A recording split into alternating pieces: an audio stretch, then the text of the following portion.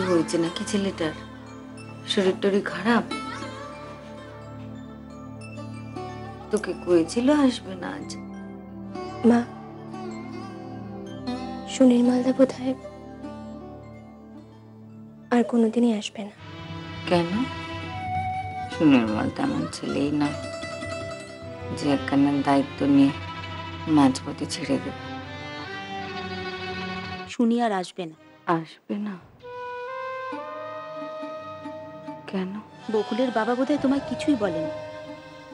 কদিন আগে তিনি গিয়েছিলেন আমাদের বাড়িতে, আবে ভাবে শুনির বাবাকে জানিয়ে দিয়ে এসেছেন শুনি যেন আর বকুলকে পড়াতে না আসে।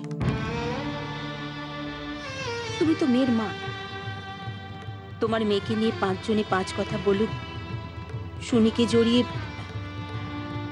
সে বলুক, আমি তাতে ভয় করি না। জেদ করো না গো, এতে কারো ভালো হবে না। আমি তো দেখছি ছেলে মেয়ে দুটোকে, ওরাও এমন। তাও যদি বুঝতুম যে আমাদের ঘোষাল বামুনের ঘরে মেয়েকে দেবে, তাহলে শুধু শুধু কেন ওদেরকে চঞ্চল করা? দিদি নেবেন আপনি?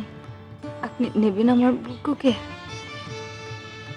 আমি নিতে চাইলে কি বকুলের বাবা দেবেন? তুমি না হয় আলা ভোলা মানুষ, অত মাথায় আসে না, কিন্তু তোমার ছেলেরা, তোমার কর্তা, শুধু শুধু জেগে জেগে স্বপ্ন দেখো না বকুলের। জগতে সবাই তোমার মতো করে ভাবে না। তোমার মেয়ে পাশ করুক, তোমার স্বপ্ন সার্থক হোক, আমার শুনি আর আসবে না। তোমার ভালো অশান্তি হয়েছে, রোজ রোজ কোথায় ঘুরে বেড়াচ্ছ? সব সময় এক কথা বলবি না তো। তোর পরীক্ষা, তুই ব্যস্ত থাকবি, এর মধ্যে আমি ছাড়া কে করবে কাজটা? আজ বাড়িতে বন্ধুর বাড়ি যাবো বলে বেরিয়েছি। মা আমার মুখ দেখলেই বুঝতে পারে আমি সত্যি বলছি কিনা। একদিন সব সত্যি তুই বলে দিবি, যেদিন ওই খাতাগুলো নিয়ে ওনার হাতে দিবি। বকু তার বাপের ভরসায় ম্যাট্রিক দেবে না, কিন্তু ম্যাট্রিক সে দেবে।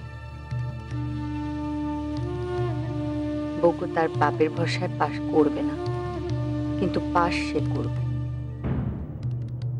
বকু তার বাপের ভরসায় কলেজে যাবে না, কিন্তু কলেজেও সে যাবে।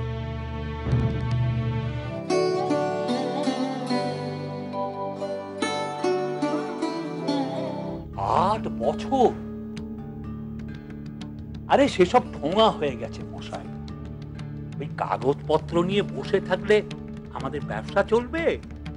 এখানে সব ঠোঙা হয়ে যায়। হ্যাঁ, কালির লেখা খাতা সেটাও ঠোঙা হয়ে গেছে। এই দেখুন, আপনি কি সব মানে বোঝেন না নাকি? ওই কালির লেখা, খাতার লেখা সব ঠোঙা হয়ে যায়। আপনি যদি একবার খুঁজে দেখেন তাহলে। এই মশাই, আপনি জানতো যত সব ভ্যাগাবন।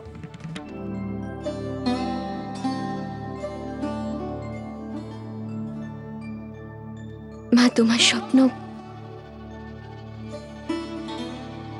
সে আর আমি ভেঙে যেতে দেব না, দেব না।